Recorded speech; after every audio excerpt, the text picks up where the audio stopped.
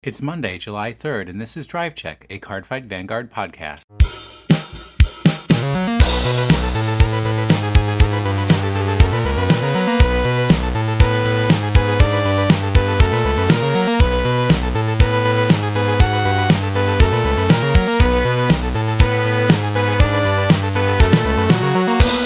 are you guys' plans for tomorrow? I'm going to the beach. You're not going to Disney, whatever the California one is? My God, Disneyland is so crowded. Oh, Let me pull up the app There's an app? and let's see how. Yeah, that shows you how long the lines are. Let's see how long are the lines right now. There's Space Mountain is an hour. Finding Nemo is an hour. How often do you go to What's Disneyland? another? Well, I have a season pass, so fairly often. So, how far is it from your house? Well, where I am now, it's like 2 hours away. But when I'm at school, it's like 20 minutes away. Oh, okay. That's not so bad. Yeah. But you're just going to go to the beach and like get a sunburn. Do they have fireworks at the beach? I'm not sure. I think they might, but like I don't sunburn, so I don't have to worry about that. That is not true. He's It a is Californian. I'm a Californian. But he doesn't surf, so it's all hogwash. How do you know I don't surf? You told us you don't surf. We had that discussion When did already. Was it on record? Yes. Oh, then never mind. You're a freaking planet from outer space. How could you surf? That's just not how it works. Alter ego Messiah is also the planet Cray. Therefore, I have many alter egos. Therefore, I can also be a surfer. Such an over-explanation, Donald Trump. Are you gonna have like a cookout at the beach? No, I think we're probably just gonna because we're staying in a hotel. Oh, so you're not going with your parents and stuff? No, I am. We're staying in a hotel though. That is so weird. Oh, 4th of July. It is pretty strange.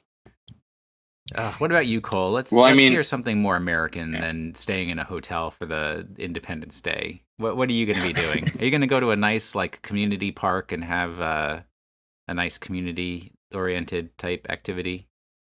I used to happen when I was a kid. All the kids in our neighborhood would decorate their bikes and then follow a fire truck down to our neighborhood park, and then everyone would eat the catered Subway and whatever. It was a fun time. But no, this year I am incredibly American. It was fantastic.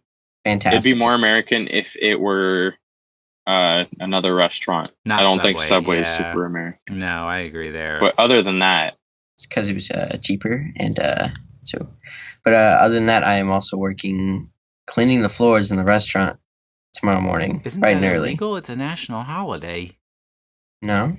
Oh no, because it's not a union. It's not union. No, I know. But you also work in a brewery, right? So those floors must get pretty dirty. Oh yeah. There's beer all over the place.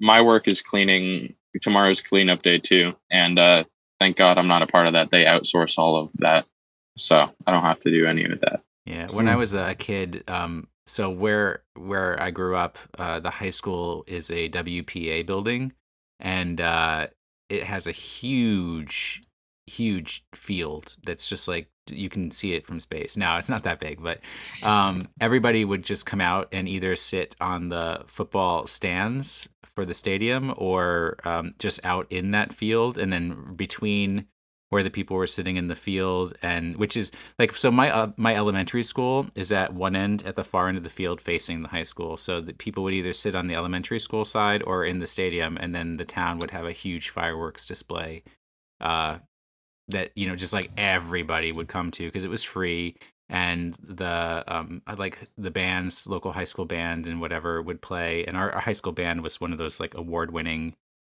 bands and stuff. Now I live in your nation's capital, if you are a U.S. citizen, and I avoid 4th of July and Independence Day celebrations like the plague because it is so incredibly crowded with tourists downtown at the Lincoln Memorial, where they have the concert and the fireworks display, that it's insane. I even once did, I think I just did like 4th of July at a bar, and taking the bus home took 2 hours, and it was like less than a 2-mile bus ride. But that's all right. This year I'll be sitting in my home, holding my doggy because she doesn't like the sound of fireworks. So Cole, you and I played some Vanguard on Friday morning because I was home from work sick, and we hopped on Skype and played with Colin, who's somebody that we know. Did you get any other Vanguard in?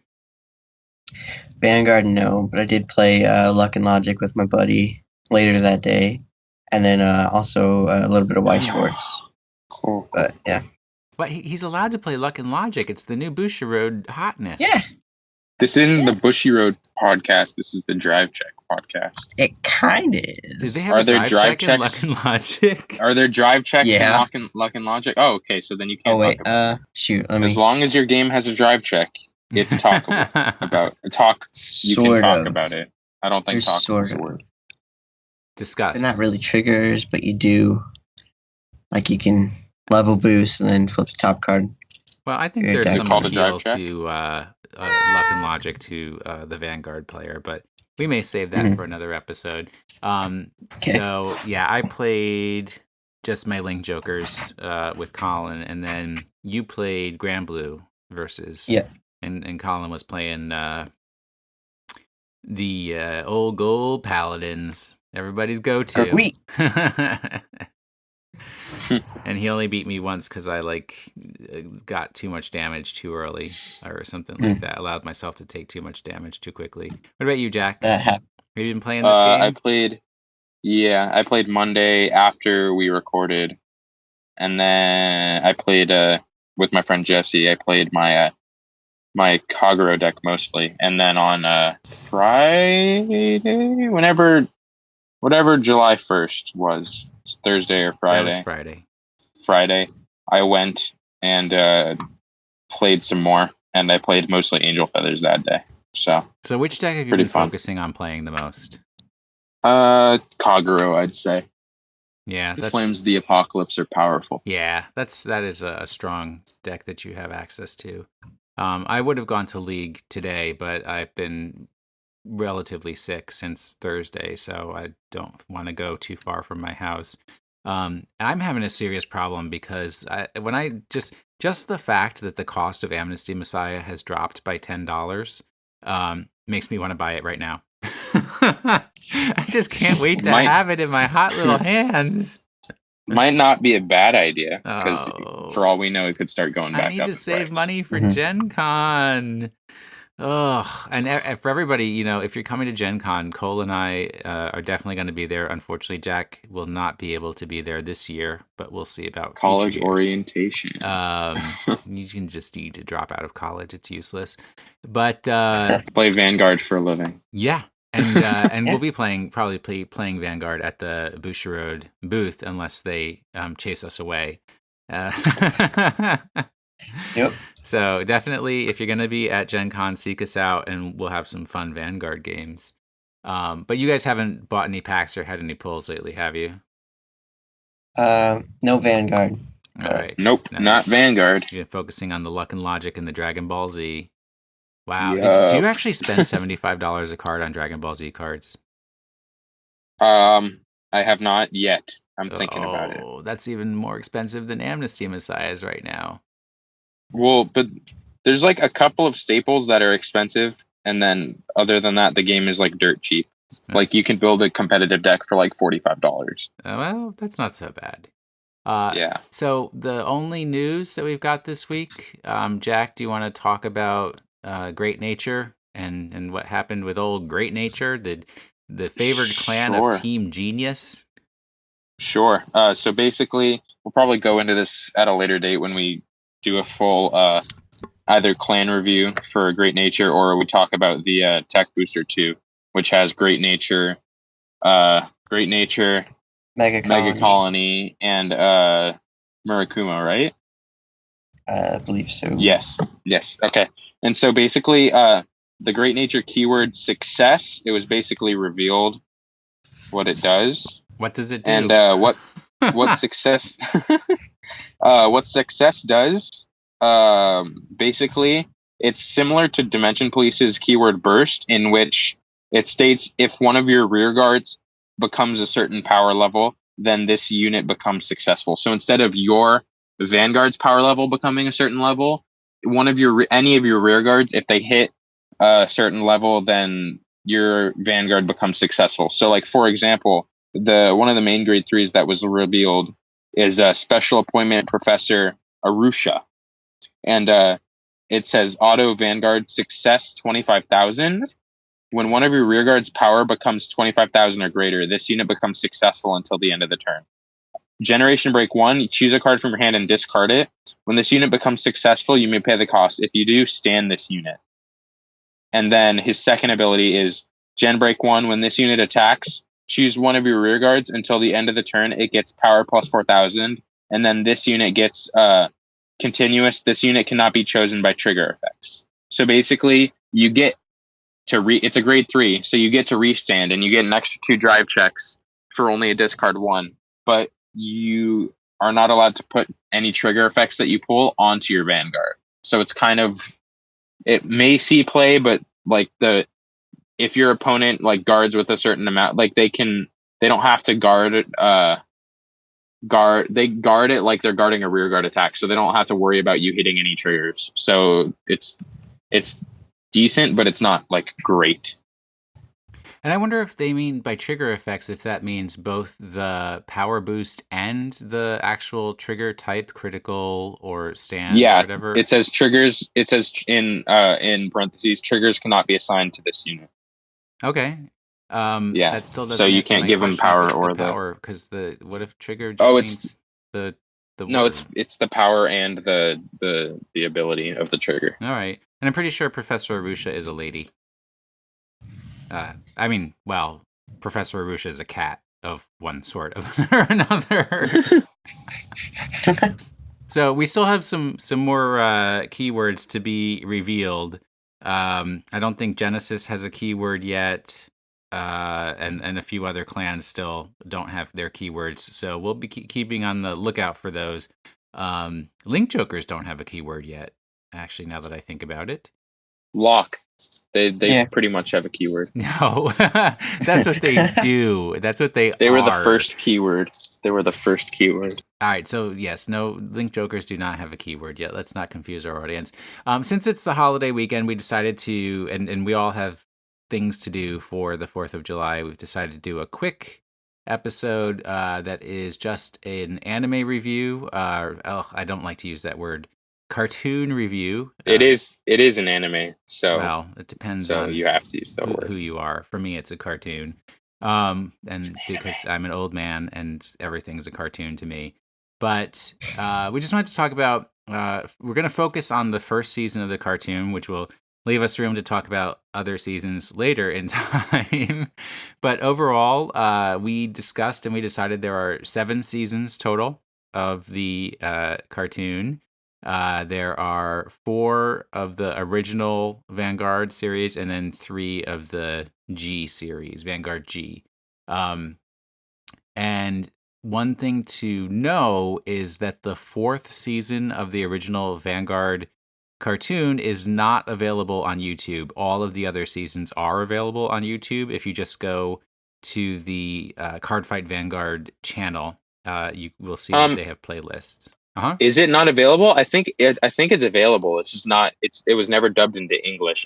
I'm pretty sure it's on YouTube though. I go to the Vanguard channel quite often, and Legion Mate is not there. It is. You can definitely find it on YouTube. It's on Crunchyroll. It's just not the official. I think there are fan dubs on YouTube, but the actual official release is just on Crunchyroll. But anyways, It's called Legion Mate. So if you're looking for it, just know, because you're not going to see it publicized in the Vanguard channel as one of their playlists. But you can look for Cardfight Vanguard Legion Mate. Some people have told me that's the best season, but we'll see when we get to that one. The original Vanguard cartoon it started on January 8th, 2011. 65 episodes, which for those of us who have powered through it, it never seems like that many. But that's the equivalent of 3 U.S. seasons of any television program. Some shows it's 6 seasons. Well, yeah, nowadays, but it used to be the traditional U.S. schedule was 23 programs for a season. Yeah. So it lasted for over a year. They didn't take any holiday breaks or anything, and it went from January 2011 through March of 2012.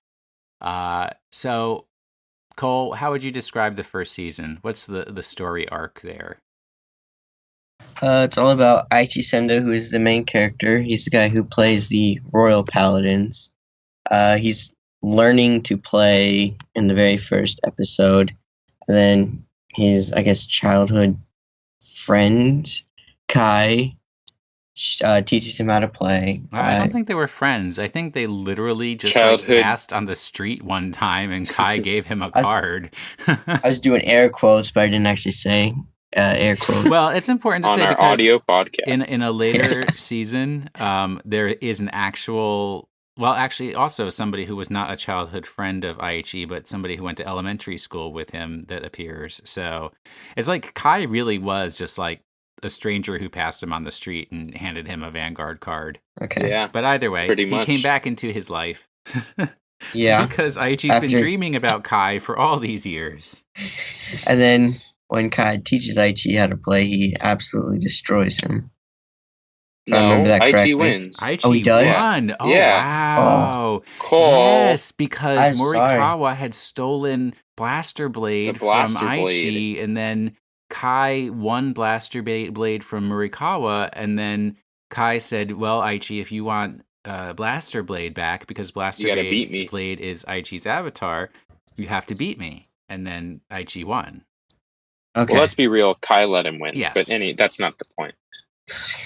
It's been a while. Did pulling you not that string. rewatch the entire series in preparation for this episode, Cole? That we I announced couldn't- half an hour ago. Couldn't get 65 episodes in half an hour. Yeah, you watch them all at 4 times speed. Yeah. So Yeah. yeah, and then so what happens, right? Aichi learns how to play. Yeah. Yes. It's a real slow learn how to play. Because he doesn't learn how to use a grade 3 until how many 10 episodes? episodes in or Yes. something like that. It's quite a while. See what else happens. He's part of a team with Kamui, Misaki, Kamui, and Kai. And Don't Kamui, say Kai. Oh, no. It's not Kai in the first season. It's not. on the team. was, Yeah, like- it is. Yeah. No, he's not. Isn't he on Asteroid in the first No, season? that is on the second season. Wow. He doesn't play a lot. He's kind of like their backup guy. Yeah, Sort he's in of. reserve, but he's definitely on the team. Yeah. Anyways, basically, Aichi learns how to use grade 3s, and then he becomes evil, and then he turns good again and defeats They the do- evil Ren They do Suzugamori. shop tournaments. And if you want to avoid spoilers, we won't spoiler. Spoiler alert. But they do shop tournaments. They go and they grow and they do a regional tournament, and then eventually they get to the national championships, and Aichi turns evil. And uses Shadow Paladins. Well, there's another major character in the series who doesn't show up until towards the end, Ren Suzujimori, who Suzugamori. whatever. I don't speak Japanese, but he's got a legend deck out there of Shadow Paladins, and he is also a evil, and he was one of Kai's childhood friends, but then he turned evil, and then that's why Kai went Due to back Psyqualia. yes. Due to the mysterious force that allows him to see what the cards are trying to tell him from Planet Cray. Which is real. And overall, what is the reason why Aichi and Ren were gifted with Psyqualia? Because Planet Cray chose them as their like messengers or something like that was the reason. You what? No, Cole, you guess. Yes. Cole, you guess. No, that was it. No, incorrect. Okay. Trust me, I've watched this recently. The different clans of the Planet Cray were trying to determine who would lead against this mysterious presence that was attacking the planet Krei, and they couldn't decide between the Shadow Paladins and the Royal Paladins. So, Oh yes, so they use them so for their they used political the card arguments. fight to determine whoever won the card fight between the two Psyqualia users, that would be the leader against this whatever threat. And how did it resolve? Royal Paladins became victorious. No.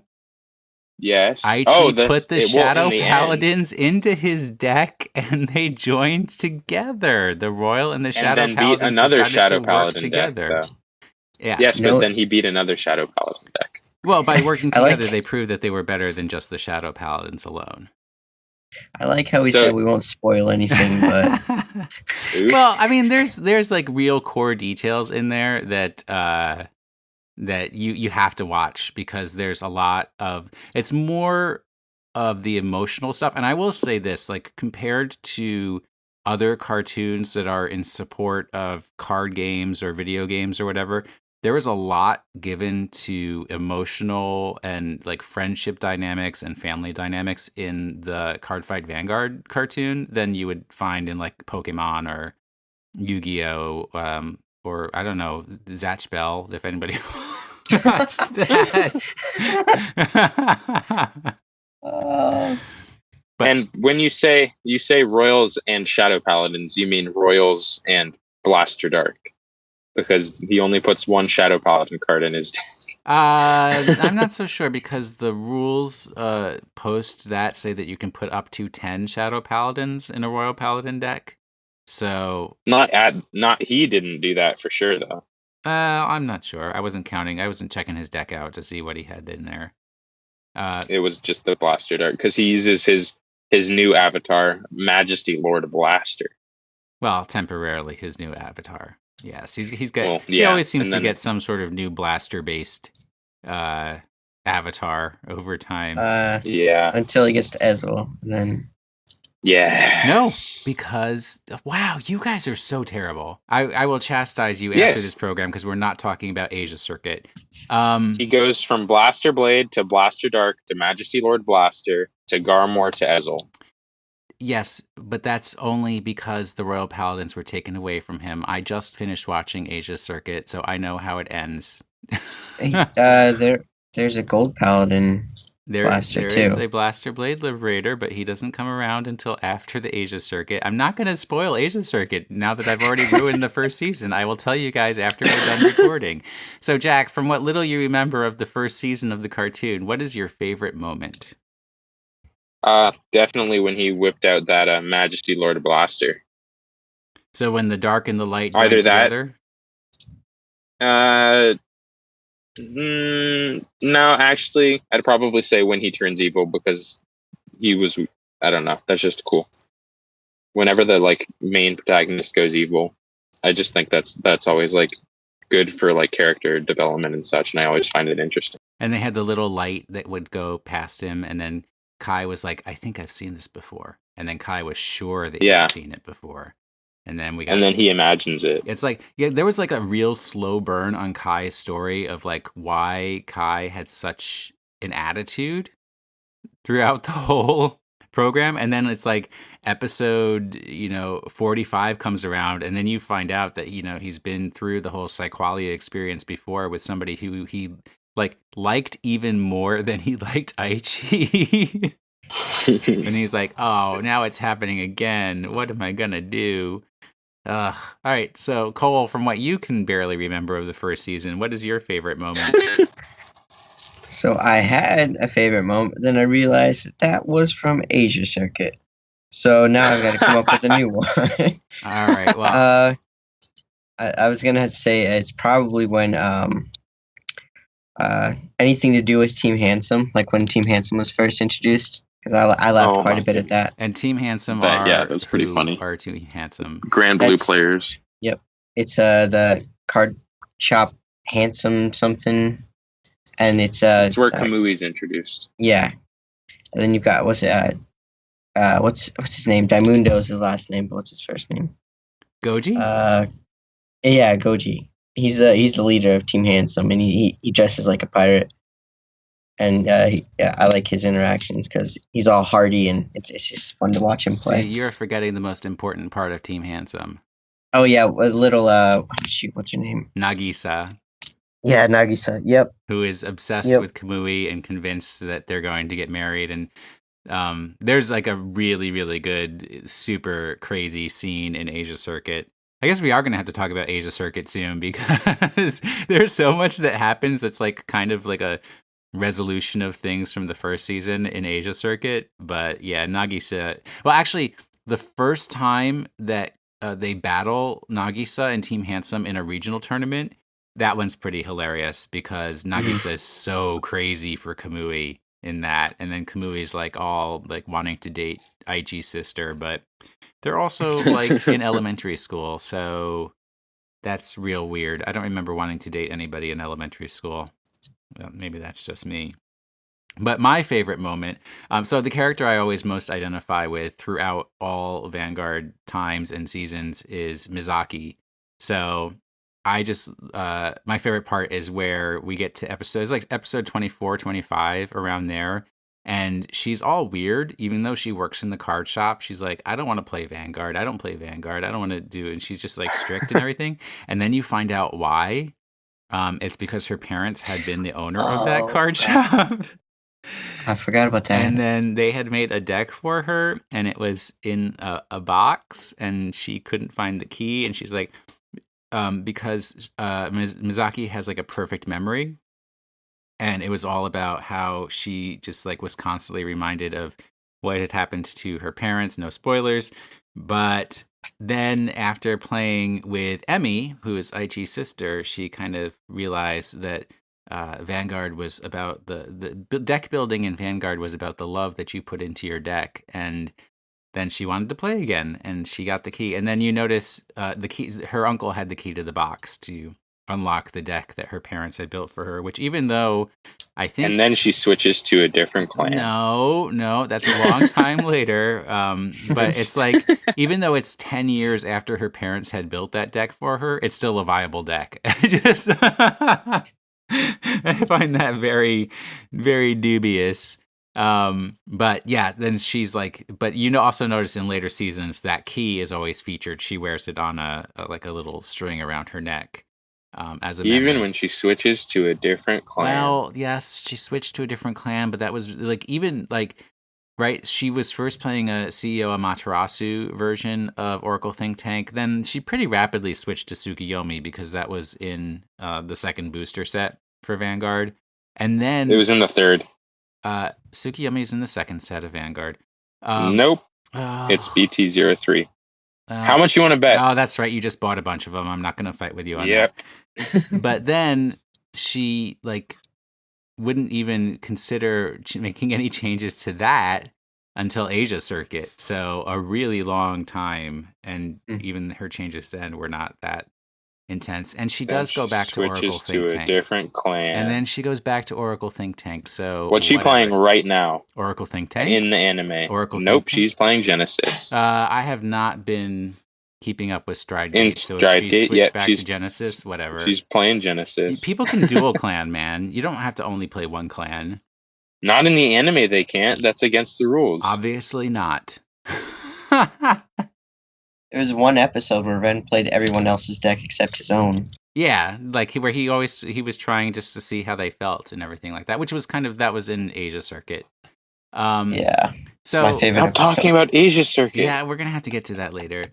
Overall, we will. I liked the first season. I think it's really good to draw people in to, and as I said, that because it does a lot of the emotional stuff and the emotional dynamics of the players, and it's not really focused on, even though it does happen occasionally, and there's actually one of the regional tournaments where it's really awful, where they're like, oh, he's got cards from the new set. I haven't even seen those yet. Yeah. They very rarely do like card of the week type stuff.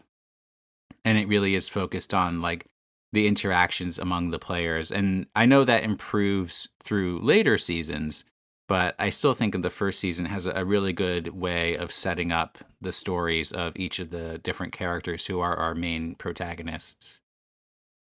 How do you feel it compares to other seasons? I think it's pretty good. It's definitely like not my favorite season. That goes to Link Jokers.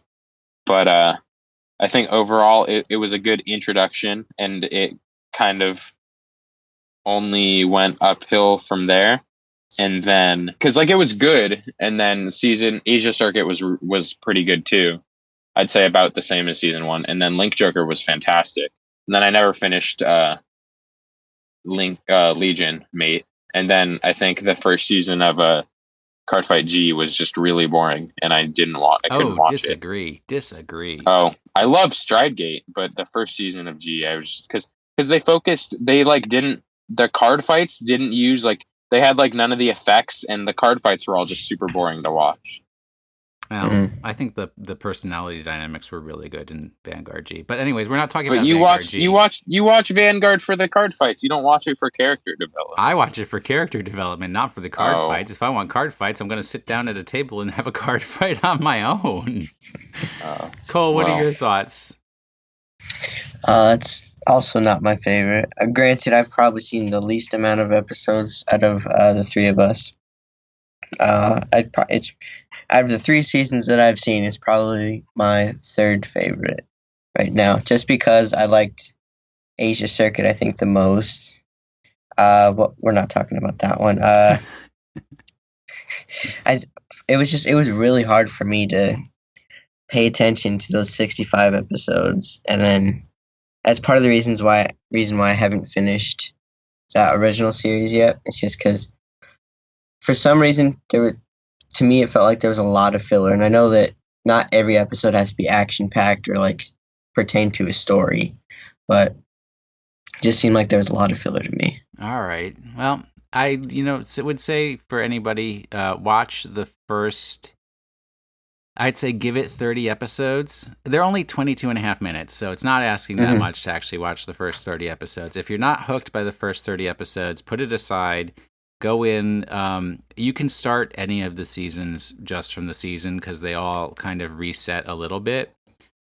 So if you watch Asia Circuit, you can start from the beginning of Asia Circuit. That's not going to hurt you in any way, or you're just not going to know who some of these random characters that they bring in for fun and everything, because they keep bringing back old characters. Sometimes they introduce new people, but they always bring back as a special fun thing. They bring in some of the older characters as guest appearances and things like that. All right, so our term of the week, based from the cartoon, is Psyqualia. And Cole, what would you give as your description for Psyqualia? The ability to cheat in a legal card game. It is not cheating. You see the winning image, and all you have to do is just play the cards to get you that way. It's like a magic power that the protagonist has, and then also the antagonist has, and it's I guess it's the entire purpose of the first season, even though it really only comes into play the last 20 episodes, I think. Yeah, just about the last third of the season. Yeah, and basically it lets the user can tap into that power and find the winning combination that lets them win the game, essentially. And Jack, how would you describe Psyqualia? I think Psyqualia is, I think what Cole said was pretty accurate. It just lets you cheat in a card game. Yeah, it's not cheating. It is a psychic power that lets you listen to the cards, and then the cards tell you. It's a psychic advantage. Yes, so I prefer. Granted to them by the planet Cray. But it also allows you to do things like you can actually transport people to Cray. You can take their psyche and make them feel like they're actually on the planet Cray. And it also, I guess, gives you an advantage in business because Team Asteroid has some sweet headquarters. I mean, even Ren, even when he was in high school, had the ability to build this huge building and everything. So I think it extends outside of Vanguard to give you an advantage in life.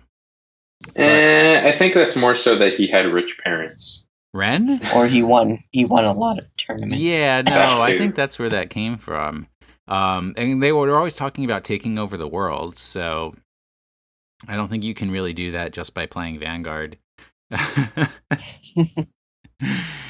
All right, so that's it for this week.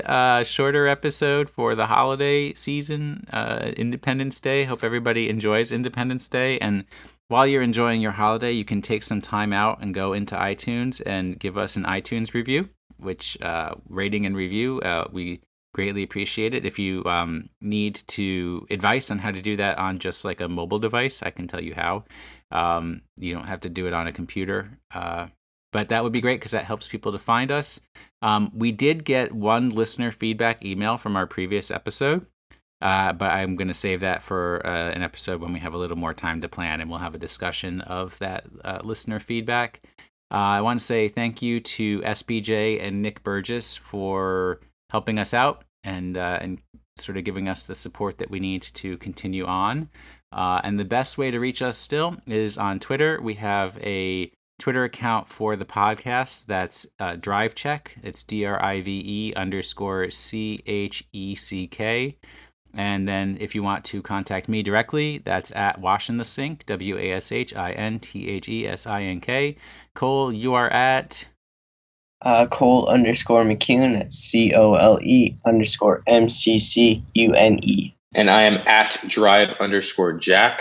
Thank you guys for listening to this week's episode of the Drive Check podcast. Because, baby, you're a firework. Happy 4th of July, and we outie. like a You belly didn't button. say winky face. Wiki. I'm not supposed to say winky face. Yeah, where's the winky? No. I winked. I winked. They just add in the winking sound effect, like the sparkling lights. Wink. That's a lot of editing.